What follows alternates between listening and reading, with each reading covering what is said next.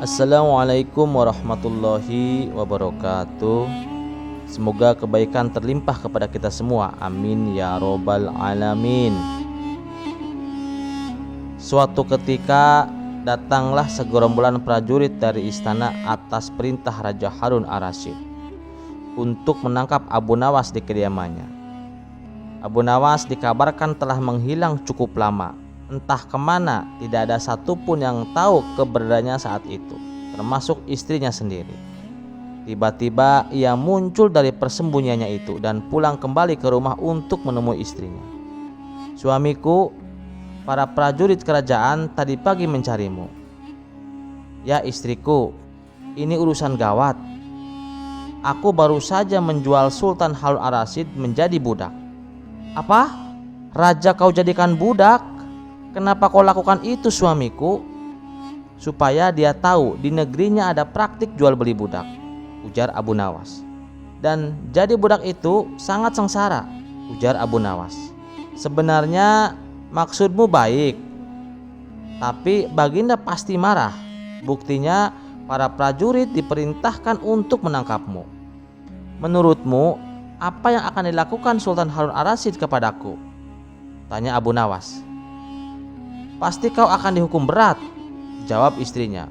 "Gawat kalau begini, aku akan mengerahkan ilmu yang aku simpan." Kemudian Abu Nawas masuk ke dalam. Ia mengambil air wudhu, lalu mendirikan sholat 2 rakaat.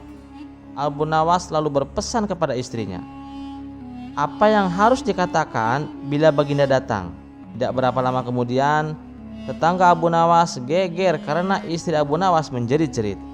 "Ada apa?" tanya tetangga Abu Nawas sambil tergopoh-gopoh. Suamiku mati." "Hah? Abu Nawas mati?" Tetangga tersebut terkaget-kaget.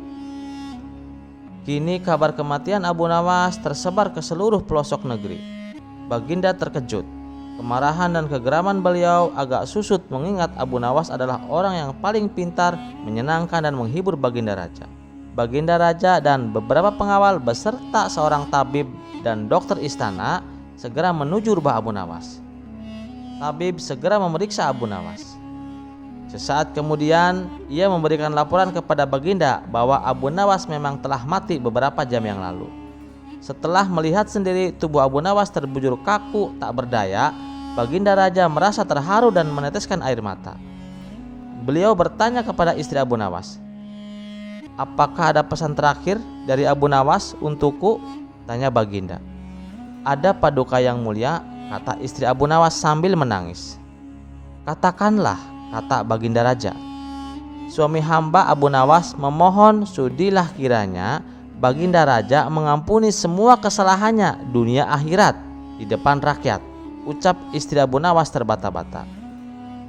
"Baiklah, kalau itu permintaan Abu Nawas," kata Baginda Raja menyanggupi. Jenazah Abu Nawas diusung di atas keranda. Kemudian Baginda mengumpulkan rakyatnya di lapangan. Kemudian beliau berkata, "Wahai rakyatku, dengarkanlah bahwa hari ini aku Sultan Harun ar-Rasyid telah memaafkan segala kesalahan Abu Nawas yang telah diperbuat terhadap diriku dari dunia hingga akhirat, dan kalianlah sebagai saksinya." Tiba-tiba dari dalam keranda yang terbungkus kain hijau terdengar suara keras, "Syukur!"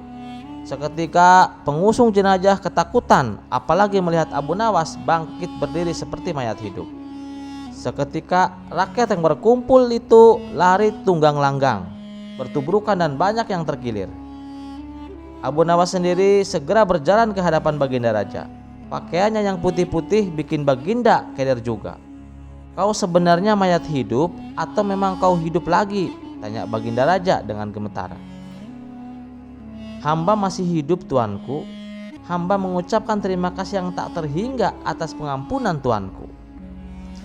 "Jadi kau masih hidup?" "Iya Baginda, saya segar bugar. Buktinya saya merasa lapar dan ingin segera pulang." "Kurang ajar, ilmu apa yang kau pakai Abu Nawas?" tanya Baginda Raja. "Ilmu dari Maha Guru Sufi, guru hamba yang sudah meninggal dunia," jawab Abu Nawas. "Ajarkan ilmu itu kepadaku," ucap Baginda. "Tidak mungkin Baginda, Hanya guru hamba yang mampu melakukannya. Hamba tidak bisa mengajarkannya sendiri, tutur Abu Nawas. Dasar pelit, Baginda mengerutu kecewa.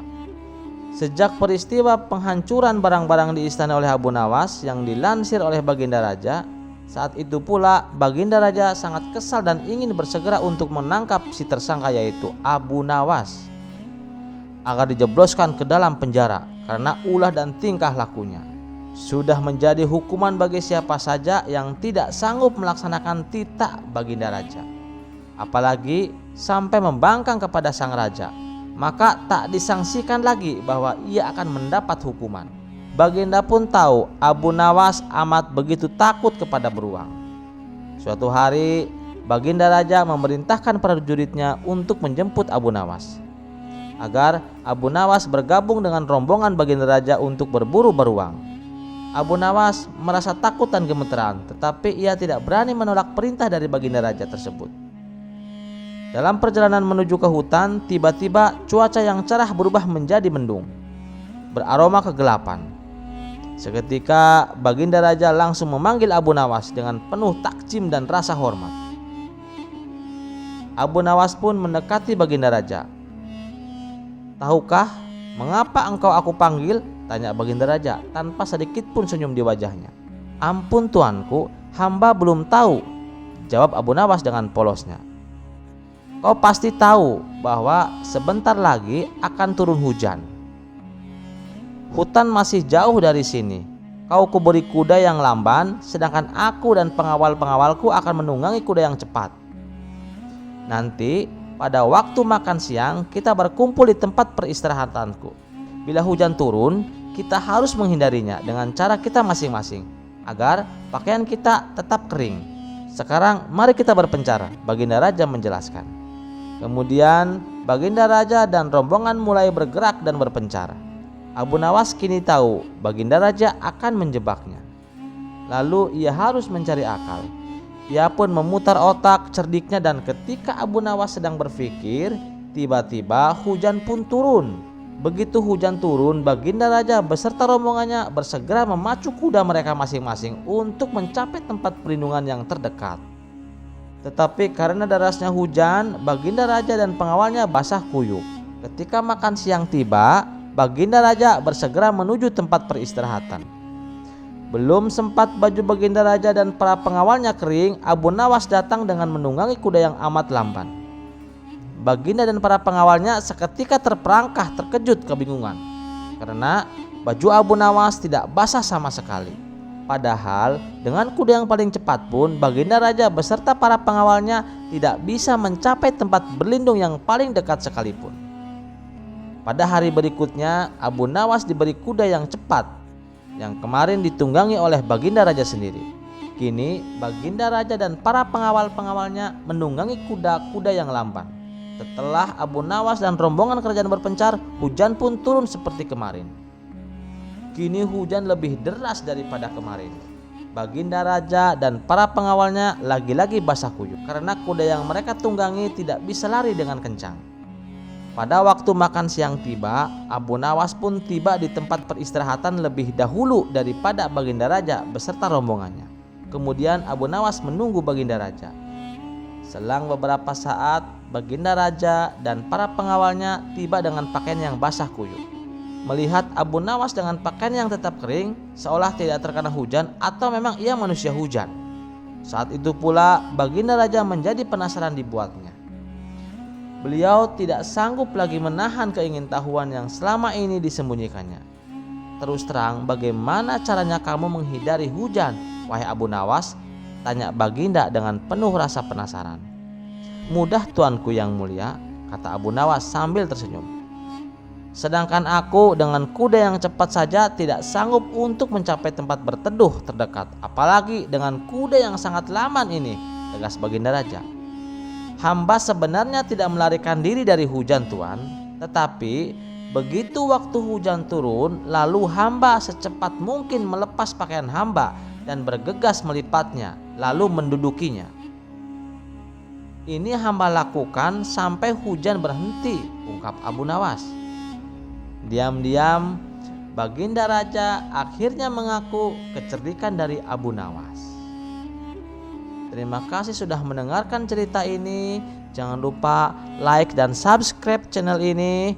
Wassalamualaikum warahmatullahi wabarakatuh.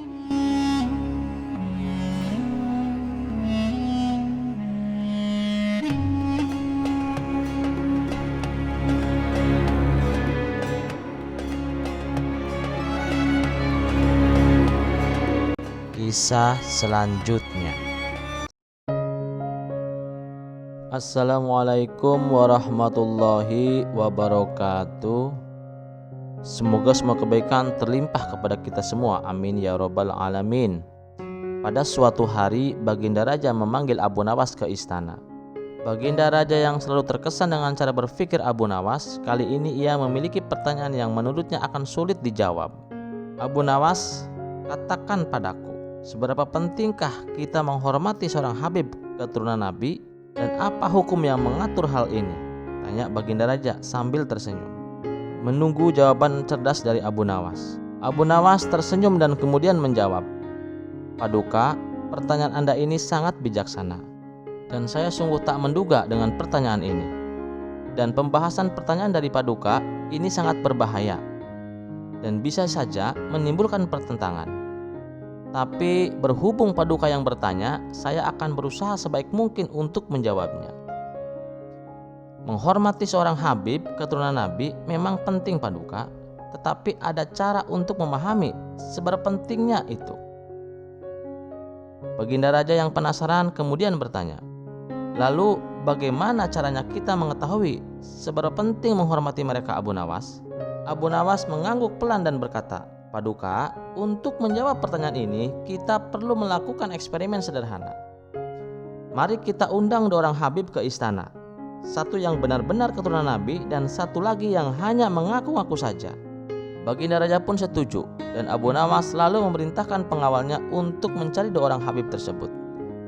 Setelah beberapa waktu, 2 orang Habib itu dihadirkan di hadapan Baginda Raja dan Abu Nawas. Abu Nawas mulai berbicara. Paduka, coba kita perhatikan sikap dan perilaku mereka. Seorang Habib asli akan menunjukkan sifat-sifat mulia, sementara Habib yang palsu akan terjebak dalam kepura-puraan, Paduka. Nah, untuk menguji mereka, kita akan membuat sebuah skenario. Coba kita memberi masing-masing dari mereka sekantong emas. Habib asli pasti akan menggunakan emas tersebut untuk kebaikan, sedangkan Habib palsu mungkin akan menunjukkan sifat serakahnya. Baginda Raja setuju dengan eksperimen tersebut. Sekantong emas diberikan kepada masing-masing Habib. Habib pertama yang asli segera mengucapkan syukur dan berkata bahwa ia akan menggunakan emas tersebut membantu fakir miskin dan membangun fasilitas umum. Habib kedua yang palsu malah meminta lebih banyak emas, sambil berjanji dengan nada meragukan bahwa dia akan melakukan hal yang sama. Melihat hal ini, Baginda Raja tertawa terbahak-bahak dan kemudian berkata, Abu Nawas, kamu memang benar. Nabi asli itu menunjukkan sifat-sifat yang mulia, sementara Habib palsu terungkap dengan sifat serakahnya. Abu Nawas tersenyum dan kemudian menambahkan, Paduka yang mulia, hukum menghormati seorang Habib keturunan Nabi adalah menghormati mereka yang benar-benar menunjukkan sifat-sifat mulia dan keteladanan. Jika mereka hidup sesuai dengan ajaran Nabi, maka mereka memang pantas dihormati. Tapi jika mereka hanya mengaku-ngaku dan tidak menunjukkan akhlak yang baik, maka kita harus bijak dalam menghormati mereka.